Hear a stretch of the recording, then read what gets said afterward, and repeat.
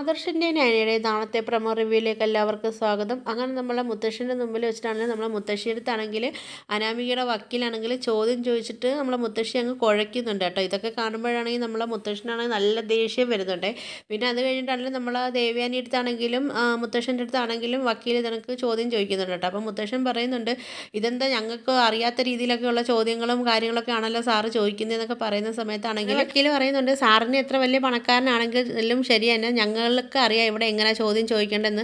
ആ ജോലി എന്തായാലും സാർ ഞങ്ങളെ പഠിപ്പിക്കേണ്ട എന്നൊക്കെ ഇങ്ങനെ പറയുന്നുണ്ട് കേട്ടോ. ആ സമയത്താണെങ്കിൽ നമ്മളെ വേണുവിനും അനാമികയ്ക്കാണെങ്കിൽ ഇത് കേൾക്കുമ്പോൾ ഭയങ്കര സന്തോഷമാവുന്നുണ്ട്.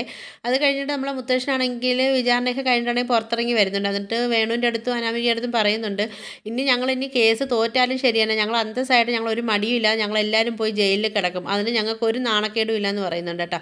എന്നാലും നീയും നിൻ്റെ അച്ഛനും വിചാരിക്കുന്ന നിനക്ക് 10 രൂപ ഞങ്ങളുടെ കയ്യിൽ നിന്ന് കിട്ടത്തതുമില്ല, നിൻ്റെ ഒന്നും കാല് പിടിക്കാനും ഞങ്ങൾ വരത്തില്ല എന്ന് പറയുന്നുണ്ട്.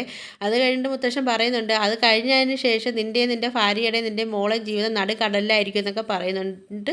നമ്മളെ മുത്തശ്ശൻ അങ്ങ് പോകുന്നുണ്ട് കേട്ടോ. അപ്പോൾ ഇത് കേൾക്കുന്ന സമയത്താണെങ്കിൽ നമ്മളെ വേണുവിനും അനാമികയ്ക്കൊക്കെ ഒരു പേടിയും കാര്യങ്ങളൊക്കെ ഉണ്ട് കേട്ടോ. അപ്പോൾ ഇതൊക്കെയാണ് നാളത്തെ പ്രൊമോ റിവ്യൂ ആയിട്ട് കാണിച്ചിരിക്കുന്നത്. അപ്പോൾ നിങ്ങൾക്ക് എൻ്റെ വീഡിയോസൊക്കെ ഇഷ്ടപ്പെടുകയാണെങ്കിൽ ഒന്ന് ലൈക്ക് ചെയ്ത് ഷെയർ ചെയ്ത് സബ്സ്ക്രൈബ് ചെയ്ത് ബെല്ലൈക്കൺ എനേബിൾ ചെയ്തൊന്ന് സപ്പോർട്ട് ചെയ്യണേ.